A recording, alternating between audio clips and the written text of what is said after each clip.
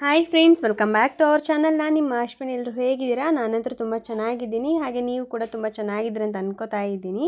ಇವಾಗ ತಾನೇ ವ್ಲಾಗ್ನ ಸ್ಟಾರ್ಟ್ ಮಾಡಿದೆ. ಇದು ಕಂಟಿನ್ಯೂ ಆಗಿರೋಂಥ ಒಂದು ವ್ಲಾಗು, ಭಾನುವಾರದ ವ್ಲಾಗು.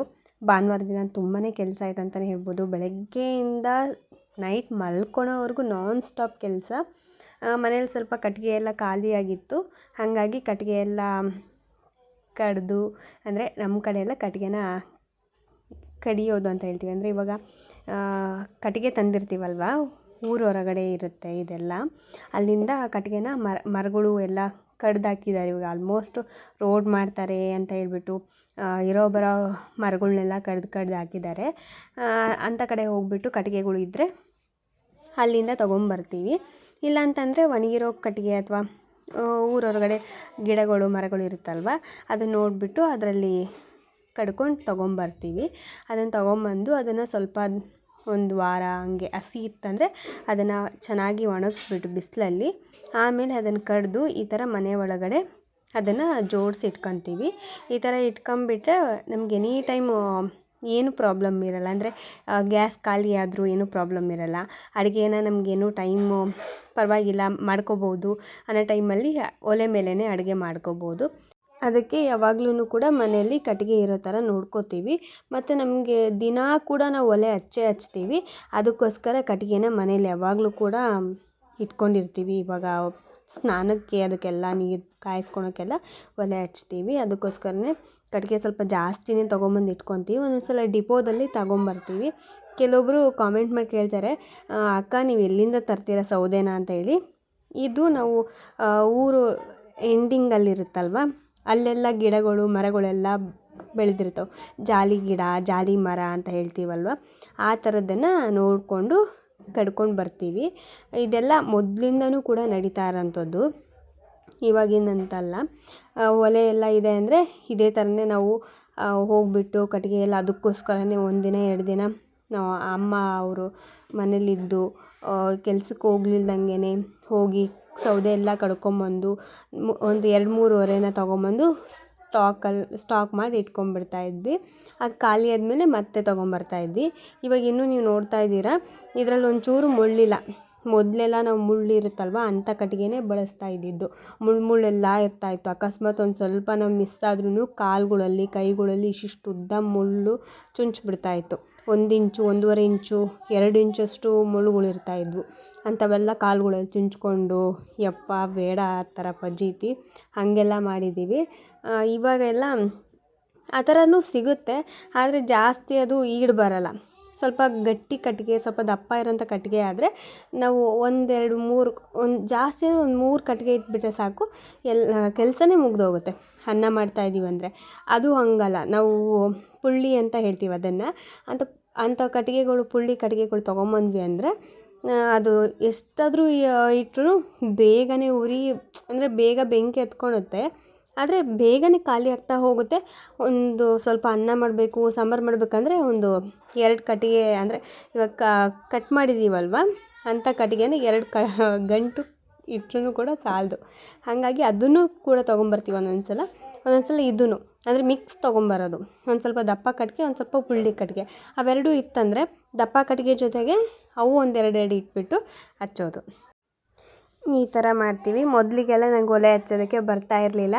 ಆಮೇಲೆ ಇವಾಗ ರೂಢಿ ಆಗುತ್ತಲ್ವ, ಒಂದೊಂದು ಟೈಮ್ ಅನ್ನೋದು ನಮ್ಮ ಜೀವನದಲ್ಲಿ ಬರಬೇಕು. ಆವಾಗಲೇ ಯಾವುದೇ ಒಂದು ಕೆಲಸ ಆಗಿರ್ಬೋದು ಅಥವಾ ಒಂದು ಏನೇ ಆಗಿರ್ಬೋದು ನಮ್ಗೆ ರೂಢಿ ಆಗೋದು. ಹಾಗೇ ಇದು ಕೂಡ ಇವಾಗ ಇದನ್ನೆಲ್ಲ ಜೋಡಿಸ್ಕೊಂಡು ಇದೆಲ್ಲ ಒಂದು ಕಡೆಗೆಲ್ಲ ನೀಟಾಗಿ ಇಟ್ಕೊಂಬಿಟ್ಟೆ ಅಂದರೆ ಖಾಲಿ ಆಗೋವರೆಗೂ ಕೂಡ ಆ ಕಡೆ ಈ ಕಡೆ ಎಲ್ಲೂ ಸರಿದಾಡಂಗಿಲ್ಲ. ಇಲ್ಲ ಅಂತಂದರೆ ತುಂಬ ಇದಾಗುತ್ತೆ. ಇವಾಗ ನೋಡ್ತಾ ಇದ್ರೆ ಅದು ಫುಲ್ ಆ ಬಾಕ್ಸ್ ಫುಲ್ ಇದೆ.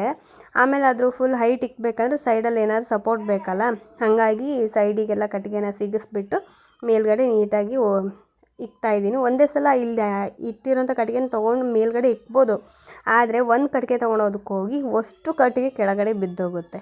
ಅದಕ್ಕೋಸ್ಕರನೇ ಒಂದು 4 2 ಕಟ್ಟಿಗೆ ತೊಗೊಂಡು ನೀಟಾಗಿ ಜೋಡಿಸ್ಬಿಟ್ಟು ಇಡ್ತಾಯಿದ್ದೀನಿ. ಈ ಥರ ಮಾಡಿದ್ವಿ ಅಂತಂದರೆ ನಾವು ಎಷ್ಟು ಕಟ್ಟಿಗೆನ ನಾವು ಎಷ್ಟು ಫಾಸ್ಟಾಗಿ ಎಳ್ಕೊಂಡ್ರೂ ಬೀಳಲ್ಲ. ಇಲ್ಲ ಅಂತಂದರೆ ಒಂದಕ್ಕೊಂದು ಸಿಕ್ಕಾಕ್ಕೊಂಡು ಅಷ್ಟು ಕಟ್ಟಿಗೆ ಫುಲ್ ಕೆಳಗಡೆನೇ ಇರುತ್ತೆ. ಅದಕ್ಕೋಸ್ಕರ ಇವಾಗೆಲ್ಲ ಜೋಡಿಸಿದ್ದಾಯಿತು. ನೋಡ್ತಾ ಇರ್ಬೋದು ಎಷ್ಟು ಚೆನ್ನಾಗಿ ಗರಡಿ ಇದೆ ಅಂತ ಹೇಳಿ. ಇವಾಗ ಇದನ್ನೆಲ್ಲ ಕಸ ಗುಡಿಸ್ಬಿಟ್ಟು ಕ್ಲೀನ್ ಮಾಡಬೇಕು. ಇವಾಗ ನೋಡಿ ಇದೆಲ್ಲ ಫಸ್ಟ್ ಕಸ ಗುಡಿಸಿ ಅದನ್ನ ಅಂದರೆ ಕಸ ಎಲ್ಲ ಇತ್ತಲ್ಲ ಕಟ್ಟಿಗೆದು ಅದನ್ನೆಲ್ಲ ಎತ್ತಿ ಹೊರಗಡೆ ಹಾಕಿದ್ದೀನಿ. ಮತ್ತು ಈಗ ಮನೆಯೆಲ್ಲ ಕಸ ಗುಡಿಸ್ಬಿಟ್ಟು ನೆಲ ಒರೆಸೋದಿದ್ರೆ ನೆಲ ಒರೆಸ್ಬಿಟ್ಟು ಮತ್ತು ಸಂಜೆ ಕೆಲಸ ಅನ್ನೋದು ಸ್ಟಾರ್ಟ್ ಆಗುತ್ತೆ. ನೈಟ್ ಮಲ್ಕೊಳ್ಳೋವರೆಗೂ ಹಿಂಗೆ ಇರುತ್ತೆ ಕೆಲಸ ಅನ್ನೋದು. ಹೇಳ್ತೀವಲ್ವ, ಮನೆ ಅಂದಮೇಲೆ ಕೆಲಸ ಅನ್ನೋದು ಇದ್ದಿದ್ದೆ. ಹೊರಗಡೆ ಹೋಗಿ ಒಂದು ಸ್ವಲ್ಪ ಕೆಲಸ ಮಾಡಿಕೊಂಡು ಮನೆಗೆ ಬಂದು ಒಂದು ಸ್ವಲ್ಪ ರೆಸ್ಟ್ ಮಾಡೋದು ಬೇಕು. ಇದು ಬೇಡವೇ ಬೇಡಪ್ಪ ಕೆಲಸ ಅಂತ ಅನಿಸುತ್ತೆ ಒಂದೊಂದು ಸಲ. ಆದ್ರೂ ಏನು ಮಾಡೋದು ಹೇಳಿ, ಕೆಲಸ ಮಾಡಲೇಬೇಕು. ಕೆಲಸ ಮಾಡಿಲ್ದಂಗೆ ಹಂಗೆ ಬಿಟ್ವಿ ಅಂದರೆ ಯಾವ ಕೆಲಸನೂ ಆಗೋದಿಲ್ಲ. ನೋಡೋದಕ್ಕೆ ಎಷ್ಟು ಗಜಿಬಿಜಿ ಇರುತ್ತೆ ಮನೆಯೆಲ್ಲ. ನಾವು ಎಷ್ಟು ಕ್ಲೀನ್ ಮಾಡಿದ್ರೂ ಮತ್ತೆ ಮಾಡ್ತಾನೇ ಇರಬೇಕು. ಯಾಕಂದರೆ ಚಿಕ್ಕ ಚಿಕ್ಕ ಮಕ್ಕಳು ಮನೇಲಿ ಇರ್ತಾರೆ, ಅವ್ರಿಗೆ ಹೇಳಿದ್ರೆ ಅರ್ಥ ಆಗೋಲ್ಲ. ಆಟಾಡ್ಕೊತ ಎಲ್ಲದನ್ನು ಕೂಡ ಹರಡಿಬಿಡ್ತಾರೆ. ಇವಾಗ ಸ್ವಲ್ಪ ಅವರೆಕಾಳೆಲ್ಲ ತೊಗೊಂಬಂದಿದ್ರಮ್ಮ ಅಂಗಡಿಯಿಂದ, ಅದನ್ನು ಒಂದು ಬುಟ್ಟೀಲಿ ಹಾಕಿ ಇಡ್ತಾಯಿದ್ದೀನಿ. ಮತ್ತು ಸ್ವಲ್ಪ ಸಾಂಬಾರು ಇತ್ತಲ್ಲ, ಇವಾಗೇನು ಮಾಡೋದು ಬೇಡ, ಬೆಳಗ್ಗೆಗೆ ಪಲ್ಯ ಮಾಡೋದಕ್ಕೆ ಮತ್ತು ಸಾಂಬಾರು ಅದನ್ನು ಸ್ವಲ್ಪ ಮಾಡೋಣ ಅಂತ ಅಂದ್ಕೊಂಡಿದ್ದೀನಿ. ಅದಕ್ಕೋಸ್ಕರ ಈಗ ಬುಟ್ಟೀಲಿ ಹಾಕಿ ಇಡ್ತಾಯಿದ್ದೀನಿ. ಯಾಕಂದರೆ ಹಂಗೆ ಬಿಟ್ಬಿಟ್ವಿ ಅಂದರೆ ಅದು ಒಂಥರ ನೀರೆಲ್ಲ ಒಡೆದು ಒಂಥರ ಆಗಿಬಿಡುತ್ತೆ. ಅದಕ್ಕೋಸ್ಕರ ಸ್ವಲ್ಪ ಈ ಥರ ಬುಟ್ಟಿ ಒಳಗಡೆ ಹಾಕಿಟ್ವಿ ಅಂದರೆ ಅಕಸ್ಮಾತ್ ನಾವು ಇವಾಗ ಬಿಡಿಸ್ದೇ ಇದ್ರೂ ಇದನ್ನು ಕಾಳುಗಳ್ನ ನಾಳೆ ಕೂಡ ಬಿಡಿಸ್ಬಿಟ್ಟು ನಾವು ಅಡುಗೆ ಮಾಡ್ಕೋಬೋದು. ಇಲ್ಲ ಇನ್ನೂ ಒಂದಿನ ಎಕ್ಸ್ಟ್ರಾ ಬಿಟ್ಕೊಂಡು ನಾವು ಅಡುಗೆ ಮಾಡ್ಕೋಬೋದು, ಏನೂ ಪ್ರಾಬ್ಲಮ್ ಆಗೋಲ್ಲ. ಹಾಗೆ ನಾವು ಗಾಳಿ ಆಡಲಿಲ್ದಂಗೆ ಹಾಗೆ ಬಿಟ್ಬಿಟ್ವಿ ಅಂದರೆ ಅದು ನೀರೆಲ್ಲ ಒಡೆದ್ಬಿಟ್ಟು ಮೇಲ್ಗಡೆ ಎಲ್ಲ ಕೊಳ್ತೋದಂಗೆ ಆಗುತ್ತೆ, ಬೂಸ್ಟ್ ಬಂದುಬಿಡುತ್ತೆ. ಅದಕ್ಕೋಸ್ಕರ ಇವಾಗ ಅದನ್ನೆಲ್ಲ ಬುಟ್ಟಿ ಒಳಗಡೆ ಹಾಕಿ ಇಟ್ಟಿದ್ದೀನಿ.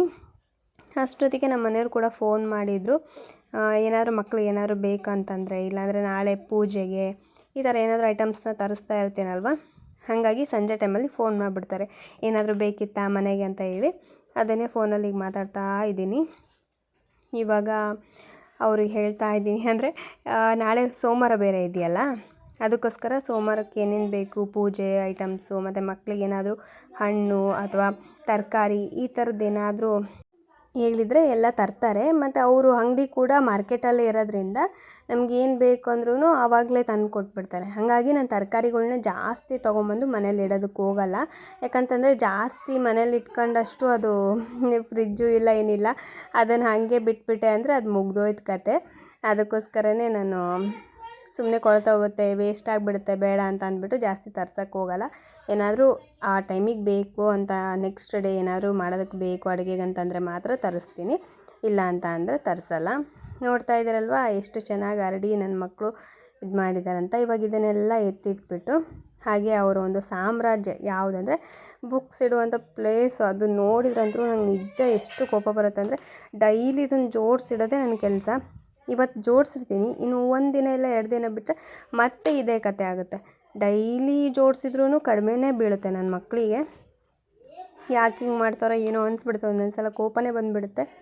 ಆದ್ರೂ ಸ್ವಲ್ಪ ಕೋಪನ ಕಂಟ್ರೋಲ್ ಮಾಡಿಕೊಂಡು ಎಲ್ಲ ಒರೆಸ್ತಾ ಇದ್ದೀನಿ. ಒರೆಸ್ಬಿಟ್ಟು ಮತ್ತು ಬುಕ್ಸ್ಗಳ್ನೆಲ್ಲ ನೋಟ್ಸು ಅದೆಲ್ಲ ನೋಡಿ ಫಸ್ಟು ಕೆಳಗಡೆ ಇದೆಯಲ್ಲ ಅಲ್ಲಿ ಅಜ್ಜು ಇಟ್ಕೊತಾನೆ, ಮೇಲ್ಗಡೆ ಇದರಲ್ಲಿ ಭ್ರಮರ ಇಟ್ಕೊತಾಳೆ. ಅವಳು ಕೆಳಗಡೆ ಇಟ್ಕೊತೀನಮ್ಮ ಬುಕ್ಸ್ಗಳೆಲ್ಲ ಅಂತ ಅಂದ್ಲು. ಆದರೆ ಅಜಯ್ದು ಸ್ವಲ್ಪ ಬುಕ್ಸು ಬರೆಯೋಂಥ ನೋಟ್ಸು ಅವೆಲ್ಲ ಸ್ವಲ್ಪ ಜಾಸ್ತಿ ಇದ್ದವು. ಅದಕ್ಕೋಸ್ಕರ ಕೆಳಗಡೆ ಇದರಲ್ಲೇ ಇಟ್ಕೊಂಡ್ಲಮ್ಮ. ಅವನಿಗೆ ಜಾಸ್ತಿ ಜಾಗ ಬೇಕು ಅಂತ ಹೇಳಿ ಅವನಿಗೆ ಕೆಳಗಡೆನೇ ಬಿಟ್ಕೊಟ್ಟಿದ್ದೀನಿ, ಅವನು ಅಲ್ಲೇ ಇಟ್ಕೊತಾನೆ. ಅದಕ್ಕೋಸ್ಕರ ಮತ್ತು ಇವಾಗ ಇದೆರಡನ್ನೂ ಕೂಡ ಕ್ಲೀನ್ ಮಾಡ್ತೀನಿ, ಒಂದೇ ಸಲ ಕ್ಲೀನ್ ಮಾಡ್ತೀನಿ. ಇಬ್ಬರು ಒಂದೇ ಸಲನೇ ಹರಡ್ಕೊಂಡ್ಬಿಡ್ತಾರೆ. ಅವ್ನ ಬುಕ್ಕು ಮೇಲ್ಗಡೆ, ಇವಳ ಬುಕ್ಕು ಕೆಳಗಡೆ, ಈ ಥರ ಮಿಕ್ಸಪ್ ಮಾಡ್ಕೊಂಬಿಡ್ತಾರೆ. ಅವ್ರಿಗೆ ಹೇಳಿ ಸಾಕಾಗುತ್ತೆ. ಇನ್ನೊಂದು ಸಲ ಹಿಂಗೆ ಮಾಡಿದ್ರೆ ಅಂದರೆ ಎಲ್ಲ ತೊಗೊಂಡೋಗಿ ಮುಗ್ಗಿ ಹೊರಗಡೆ ಇಟ್ಬಿಡ್ತೀನಿ ನೋಡಿರಿ ಅಂತಲೂ ಕೂಡ ಹೇಳ್ತೀನಿ. ಬಟ್ ಆದ್ರೂ ಇಲ್ಲ ಅಮ್ಮ ಇನ್ನೊಂದು ಸಲ ಹಂಗೆ ಮಾಡಲ್ಲ ಅಂತ ಹೇಳ್ತಾರೆ. ಮತ್ತೆ ಅದೇ ಕೆಲಸನೇ ಮಾಡ್ತಾರೆ. ಏನು ಮಾಡೋದು, ಅವ್ರಿಗೆ ಎಷ್ಟು ಹೇಳಿದ್ರು ಕೂಡ ಅರ್ಥ ಮಾಡ್ಕೊಳಲ್ಲ ಅಂದ್ಬಿಟ್ಟು ನಾನೇನೇ ಮತ್ತೆ ಜೋಡಿಸ್ಕೊಳ್ತಾ ಕೂತ್ಕೊತೀನಿ. ಇವಾಗ ಇದನ್ನೆಲ್ಲ ಜೋಡಿಸ್ಬಿಟ್ಟು ಅವ್ರದ್ದು ಏನಾದರೂ ಹೋಮ್ವರ್ಕ್ ಅಂದರೆ ಇವಾಗ ರಿವಿಸನ್ ಎಲ್ಲ ಸ್ಟಾರ್ಟ್ ಆಗಿದ್ದವು, ಟೆಸ್ಟ್ ಕೂಡ ಸ್ಟಾರ್ಟ್ ಆಗ್ತಾಯಿದೆ. ಮತ್ತು ರಿವಿಸನ್ನಿಂದು ಏನಾದರೂ ಕ್ವಶನ್ಸ್ ಹಾಕೋದಿದ್ದರೆ ಎಲ್ಲ ಹಾಕಿ ಕೊಡ್ತಾ ಇರ್ತೀನಿ.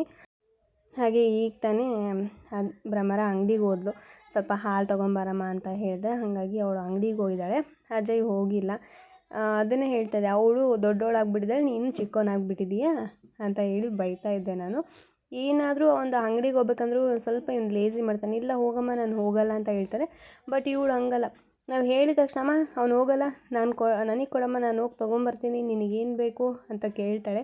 ಇವಳೇ ನಮ್ಮ ಮನೆಗೆ ದೊಡ್ಡೋಳ ಥರ ಆಗ್ಬಿಟ್ಟಿದ್ದಾಳೆ ನೋಡಿ. ಇವಾಗ ಹಾಲು ಬಿಸ್ಕೆಟ್ ಎಲ್ಲ ತೊಗೊಂಬಂದು ಕೆಳಗಡೆ ಹಾಕ್ಬಿಟ್ಟು, ಅಮ್ಮ ಕೈಯೆಲ್ಲ ತಣ್ಣಗಾಗೋಯ್ತಮ್ಮ ಹಾಲಿನ ಪ್ಯಾಕೆಟ್ ಹಿಡ್ಕೊಂಡಿದ್ದಕ್ಕೆ ಅಂತ ಹೇಳ್ತಾ ಇದ್ಲು. ಇವಾಗ ಫಸ್ಟ್ ಹೋಗ್ಬಿಟ್ಟು ಟೀಗೆ ಇಡ್ತಾಯಿದ್ದೀನಿ. ಟೀಗೆ ಇಟ್ಬಿಟ್ಟು ಇನ್ನೊಂದು ಕಡೆ ನೆಲ ಒರೆಸೋದು ಕಸ ಗುಡಿಸೋದು ಎಲ್ಲ ಮಾಡ್ಕೊಳ್ತೀನಿ. ಯಾಕಂದರೆ ಒಂದೇ ಕೆಲಸದಲ್ಲಿ ನಾವು ಯಾವಾಗಲೂ ಇರಬಾರ್ದು ಅಂತ ನಾನು ಹೇಳ್ತೀನಿ ಅಲ್ವಾ. ಈ ಟೀ ಆಗೋ ಟೈಮಲ್ಲೇ ಕಸ ಗುಡಿಸಿ ನೆಲ ಒರೆಸ್ಬಿಟ್ಟೆ ಅದು ಕೂಡ ಮುಗ್ದೋಗುತ್ತೆ. ಆಮೇಲೆ ಆರಾಮಾಗಿ ಕುತ್ಕೊಂಡು ಟೀ ಕುಡಿಬೋದು. ಹಾಲಂತೂ ತುಂಬ ಗಟ್ಟಿಯಾಗಿಬಿಟ್ಟಿತ್ತು, ಮಂಜುಗಡ್ಡೆ ಥರ.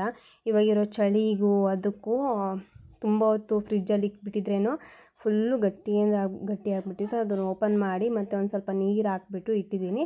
ಸ್ವಲ್ಪ ಸಕ್ಕರೆ ಟೀ ಪೌಡರ್ ಎಲ್ಲ ಹಾಕ್ಬಿಟ್ಟು ಚೆನ್ನಾಗಿ ಅದನ್ನು ಕುದಿಯೋದಕ್ಕೆ ಬಿಟ್ಬಿಟ್ವಿ ಅಂದರೆ ಟೀ ಸೂಪರಾಗುತ್ತೆ. ಮತ್ತು ಇದಕ್ಕೊಂದು ಸ್ವಲ್ಪ ಶುಂಠಿ ಆಗಬೇಕಿತ್ತು, ಶುಂಠಿ ಇರಲಿಲ್ಲ, ಹಾಗಾಗಿ ಅದು ಒಂದು ಲೆಸ್ ಆಯಿತು. ಈ ಕಡೆ ಟೀಗೆ ಇಟ್ಟಿದ್ದೀನಿ ಮತ್ತು ಹಂಗೆ ಸ್ವಲ್ಪ ಶೆಲ್ಫ್ ಎಲ್ಲ ಒರೆಸ್ಕೊಳ್ತಾ ಇದ್ದೀನಿ. ಆವಾಗಲೇ ಒರೆಸ್ಕೊಳ್ತೀನಿ, ಆದ್ರೂ ಒಂದು ಸ್ವಲ್ಪ ಏನಾದರೂ ಮೆಸ್ಸಿಯಾಗಿರುತ್ತಲ್ವ, ಅದನ್ನೆಲ್ಲ ಮತ್ತೆ ಕ್ಲೀನ್ ಮಾಡ್ಕೊಳ್ತಾ ಇದ್ದೀನಿ. ಕ್ಲೀನ್ ಮಾಡಿಕೊಂಡು ಏನಾದ್ರು ಇವಾಗ ಕೆಲಸ ಇರುತ್ತೆ ನೋಡಿ, ಅದನ್ನು ಕೂಡ ಮಾಡ್ಕೊಂಬಿಡಬೇಕು. ಯಾಕಂದರೆ ನನಗೆ ಕೆಲಸ ಇದೆ ಅಂದರೆ ನನಗೇನು ಕುಡಿಬೇಕು, ಟೀನಾಗಲಿ ಅಥವಾ ಒಂದು ಹಾಲಾಗಲಿ ಕುಡಿಬೇಕಂತ ಏನು ಅನಿಸಲ್ಲ ನನಗೆ. ನಾನು ಟೀ ಕುಡಿತೀಯ ಇದೀನಂದರೆ ಸ್ವಲ್ಪ ಮನಸ್ಸಿಗೆ ಸಮಾಧಾನ ಇರಬೇಕು, ಏನು ಕೆಲಸ ಇಲ್ಲಪ್ಪ, ಟೆನ್ಷನ್ ಇಲ್ಲ, ಆರಾಮಾಗಿ ಆ ಒಂದು ಟೈಮ್ನ ನಮಗೋಸ್ಕರ ಸ್ಪೆಂಡ್ ಮಾಡಬೇಕು ಅನ್ನೋದೇ ನನಗೆ. ಈ ಕಡೆ ಕೆಲಸ ಇಟ್ಕೊಂಡು ಟೀ ಕುಡಿತಾ ಕೂತ್ಕೊಂಡ್ರೆ ಏನು ಕುಡ್ದಂಗೆ ಅಂತ ಅನಿಸಲ್ಲ ನನಗೆ. ಹಾಗಾಗಿ ಫಸ್ಟು ಕೆಲಸ ಮುಗಿಸ್ಬಿಡೋಣ, ಅಷ್ಟೊತ್ತಿಗೆ ಟೀನೂ ಕೂಡ ಆಗಿಬಿಡುತ್ತಲ್ಲ, ಅದಕ್ಕೋಸ್ಕರ ಈಗೆಲ್ಲ ಕ್ಲೀನ್ ಮಾಡ್ಕೊಳ್ತಾ ಇದ್ದೀನಿ. ಇದನ್ನೆಲ್ಲ ಕ್ಲೀನ್ ಮಾಡಿಬಿಟ್ರೆ ನನಗೆ ನೆಮ್ಮದಿಯಾಗಿ ಕೂತ್ಕೊಂಡು ಟೀನ ಕುಡಿಬೋದು. ಇಲ್ಲ ಅಂತಂದರೆ ನನಗೆ ಅದೊಂಥರ ಅದು ಅಭ್ಯಾಸ ಆಗಿಬಿಟ್ಟಿದೆ ನನಗೆ. ಮತ್ತು ಯಾವಾಗಲೂ ಅಷ್ಟೇ, ಬೆಳಗ್ಗೆ ಒಂದು ಟೈಮು ಸಂಜೆ ಒಂದು ಟೈಮು 2 ಟೈಮ್ ಟೀ ಕುಡಿತೀನಿ ಒಂದು ದಿನದಲ್ಲಿ. ಅಕಸ್ಮಾತ್ ಅದಕ್ಕೂ ಜಾಸ್ತಿ ಆಯಿತು ಅಂದರೆ ನನಗೆ ತಲೆ ಸುತ್ತು ಬಂದುಬಿಡುತ್ತೆ. ಅದಕ್ಕೋಸ್ಕರ ಮತ್ತು ಅದಕ್ಕೆ ಏನು ಮಾಡ್ತೀನಿ ಅಂದರೆ ಬೆಳಗ್ಗೆ ಟೈಮಲ್ಲೇ ನಾನು 2 ಟೈಮ್ಸು ಟೀ ಕುಡಿದ್ಬಿಟ್ಟಿದ್ದೀನಂದರೆ ಮತ್ತು ಸಂಜೆ ಕುಡಿಯೋದಿಲ್ಲ, ಅದನ್ನು ಲೆಸ್ ಮಾಡಿಬಿಡ್ತೀನಿ. ಆವಾಗ ಆ ಟೈಮಿಗೆ ಮತ್ತೆ ಟೀ ಕುಡಿಬೇಕು ಅಂತ ಅನ್ನಿಸ್ತು ಅಂದರೆ ಹಾಲನ್ನ ಕುಡಿತೀನಿ, ಅದು ಅಲ್ಲಿಗೆ ಬ್ಯಾಲೆನ್ಸ್ ಆಗುತ್ತೆ. ಇಲ್ಲಾಂದರೆ ಸ್ವಲ್ಪ ಬೂಸ್ಟು ಹಾರ್ಲಿಕ್ಸು ಮಿಕ್ಸ್ ಮಾಡಿಕೊಂಡು ಕುಡಿದ್ಬಿಡ್ತೀನಿ. ಆವಾಗ ಓಕೆ, ಈ ಕಡೆ ಈ ಟೈಮಲ್ಲಿ ಕುಡ್ದಂಗೆ ಅನಿಸುತ್ತೆ ಟೀಗಿನ, ಆ ಥರ ಮಾಡ್ಕೊಳ್ತೀನಿ. ಇವಾಗ ನೋಡಿ ಕಸ ಗುಡಿಸಿ ನೆಲ ಒರೆಸ್ದೆ, ಅಷ್ಟೊತ್ತಿಗೆ ಟೀ ಕೂಡ ಆಯಿತು. ಅಂದರೆ ಸಣ್ಣಕ್ಕೆ ಇಟ್ಟು ಹೋಗಿದ್ದೆ ಅದನ್ನು ಉರಿನ, ಹಾಗಾಗಿ ಟೀನೂ ಆಯಿತು. ಇವಾಗ ಇದನ್ನು ಸೋಸ್ಕೊಂಡು ಇದ್ರ ಜೊತೆ ಬಿಸ್ಕೆಟನ್ನ ತಿಂತಾ ಆರಾಮಾಗಿ ಕುತ್ಕೊಂಡು ಟೈಮ್ ಸ್ಪೆಂಡ್ ಮಾಡ್ತೀನಿ. ಇದು ನನಗೆ ಫುಲ್ಲು ಒಂಥರ ಎನರ್ಜಿ ಕೊಡೋದು, ನನಗೆ ನಾನು ಟೈಮ್ ಕೊಟ್ಕೊಳ್ಳೋಂಥ ಒಂದು ಟೈಮ್ ಇದು ಟೀ ಕುಡಿಯೋದು. ಹಾಗಾಗಿ ನಾನು ಟೀ ಕುಡಿಯೋ ಟೈಮಲ್ಲಿ ಜಾಸ್ತಿ ನಾನು ಗಜಿಬಿಜಿ ಮಾಡಬಾರ್ದು. ಅಂದರೆ ಟೀ ಕುಡಿಯೋ ಟೈಮಲ್ಲಿ ಅದನ್ನು ಕೊಡು, ಅದನ್ನು ತಂದುಕೊಡು, ಇದನ್ನು ತಂದುಕೊಡು, ಇಲ್ಲ ಏನೋ ಒಂದು ಕೆಲಸ ಹೇಳೋದು, ಆ ಥರ ನಿಜವಾಗ್ಲೂ ನನಗೆ ಇಷ್ಟನೇ ಆಗೋದಿಲ್ಲ. ಆ ಟೈಮಲ್ಲಿ ಏನು ಟೀ ಕುಡಿತಾ ಇದ್ದೀನ, ಆ ಟೈಮ್ ನನಗೋಸ್ಕರ ಅಷ್ಟೇ. ಆ ಟೈಮ್ ಬಿಟ್ಟು ಮತ್ತೆ ಎದ್ದೇಳೋದು, ಆ ಕಡೆ ಈ ಕಡೆ ಸರ್ದಾಡೋದು ಮಾಡಿದರೆ ನನಗೆ ಅದು ಕುಡ್ದಂಗೆ ಅಂತ ಅನಿಸಲ್ಲ, ಅದೊಂಥರ ಬೇಜಾರಾಗಿಬಿಡುತ್ತೆ. ಅದು ಯಾಕೋ ಗೊತ್ತಿಲ್ಲ. ಇವಾಗ ನೋಡಿ ಬಿಸ್ಕೆಟು ಹಾಗೆ ಟೀ ಇದನ್ನು ಕುಡಿದು ಒಂದು ಸ್ವಲ್ಪ ಹೊತ್ತು ಬಿಟ್ಟು ಆರಾಮಾಗಿ ಕುತ್ಕೊಂಡು ಈಗ ಅವರೆಕಾಯಿ ಸುಲಿತಾ ಇದ್ದೀನಿ. ಇದು ನಾಳೆಗೆ ಅವರೆಕಾಯಿ ಪಲ್ಯ ಮತ್ತು ಅವರೆಕಾಯಿ ಸಾಂಬಾರಿಗೆ ಚೆನ್ನಾಗಿರುತ್ತೆ. ಅವರೆಕಾಯಿ ಸೀಸನ್ ಮುಗಿಯೋವರೆಗೂ ಬರೀ ಇದನ್ನೇ ಮಾಡ್ಕೊಂಡು ತಿನ್ನು ಅಂದರೆ ಇದನ್ನೇ ಮಾಡ್ಕೊಂಡು ತಿಂತೀನಿ, ಅಷ್ಟೊಂದು ಇಷ್ಟ ನನಗೆ ಅವರೆಕಾಯಿ ಅಂದರೆ. ಅದನ್ನು ಪಲ್ಯ ಮಾಡ್ಕೊಂಡು ತಿನ್ನೋದು ತುಂಬ ಇಷ್ಟ, ಚೆನ್ನಾಗಿರುತ್ತೆ ಪಲ್ಯ. ಇದನ್ನು ಸ್ವಲ್ಪ ಬೇಯಿಸ್ಬಿಟ್ಟು ಒಂಚೂರು ಒಗ್ಗರಣೆ ಕೊಟ್ಬಿಟ್ರೆ ಸಾಕು, ಸಖತ್ತಾಗಿರುತ್ತೆ ಟೇಸ್ಟ್ ಅಂತೂ. ಅದಕ್ಕೋಸ್ಕರ ಸ್ವಲ್ಪ ಖಾರ ಹುಳಿ ಎಲ್ಲ ಸ್ವಲ್ಪ ಜಾಸ್ತಿ ಹಾಕ್ಬಿಟ್ಟು ಮಾಡ್ತಾ ಇರ್ತೀನಿ. ಇಲ್ಲಿ ನೋಡಿ ನನ್ನ ಮಗ ಯಾವ ಥರ ಮಾಡ್ತಾಯಿದ್ದಾನೆ ವೀಡಿಯೋ ಮಾಡು ಅಂದರೆ ಝೂಮ್ ಮಾಡೋದು, ಝೂಮ್ ಔಟ್ ಮಾಡೋದು, ಇದನ್ನು ಮಾಡ್ತಾನೆ. ಒಂದೊಂದು ಸಲ ಪಾಪ ಕ್ಲಿಯರಾಗಿ ಮಾಡ್ತಾನೆ ವೀಡಿಯೋಸು, ಒಂದೊಂದು ಸಲ ಮಾತ್ರ ಈ ಥರ ಕಾಡಿಸ್ತಾ ಇರ್ತಾನೆ. ಹೇಳ್ತೀನಿ ಸುಮ್ಮನೆ ವೀಡಿಯೋ ಮಾಡು, ಆ ಥರ ಎಲ್ಲ ಮಾಡಬೇಡ ಅಂತಂದ್ರೂ ಕೂಡ ಕೇಳಲ್ಲ ಒಂದೊಂದು ಸಲ. ಇಲ್ಲಮ್ಮ ನಾನೇನು ಮಾಡ್ತಿಲ್ಲ, ನಾನು ನೀಟಾಗಿ ಮಾಡ್ತಿದ್ದೀನಿ ವೀಡಿಯೋ, ಸುಮ್ಮನಿರಮ್ಮ ನೀನು ಅಂತ ಹೇಳ್ತಾನೆ. ಆಮೇಲೆ ವಿಡಿಯೋ ಎಲ್ಲ ರೆಕಾರ್ಡ್ ಆದಮೇಲೆ ನಾವು ನೋಡಿದಾಗಲೇ ಗೊತ್ತಾಗುತ್ತೆ, ಹೌದು ವಿಡಿಯೋನ ಈ ಥರ ಮಾಡಿದ್ದಾನೆ ಅಂತ ಹೇಳಿ. ಸೊ ಅಷ್ಟು ಅಷ್ಟೇ ಫ್ರೆಂಡ್ಸ್ ಇವತ್ತಿನ ವಿಡಿಯೋ. ನಿಮಗೆ ಈ ವಿಡಿಯೋ ಇಷ್ಟ ಆದರೆ ಒಂದು ಲೈಕ್ ಮಾಡಿ, ಶೇರ್ ಮಾಡಿ, ಕಾಮೆಂಟ್ ಮಾಡಿ. ಹಾಗೆ ಸಬ್ಸ್ಕ್ರೈಬ್ ಮಾಡದೆ ನೋಡ್ತಾ ಇದ್ದರೆ ಪ್ಲೀಸ್ ಸಬ್ಸ್ಕ್ರೈಬ್ ಮಾಡ್ಕೊಂಡು ನೋಡಿ. ನಾಳಿನ ವಿಡಿಯೋದಲ್ಲಿ ಮತ್ತೆ ಸಿಗೋಣ. ಅಲ್ಲಿವರೆಗೂ keep watching my channel. Thank you for watching. Bye.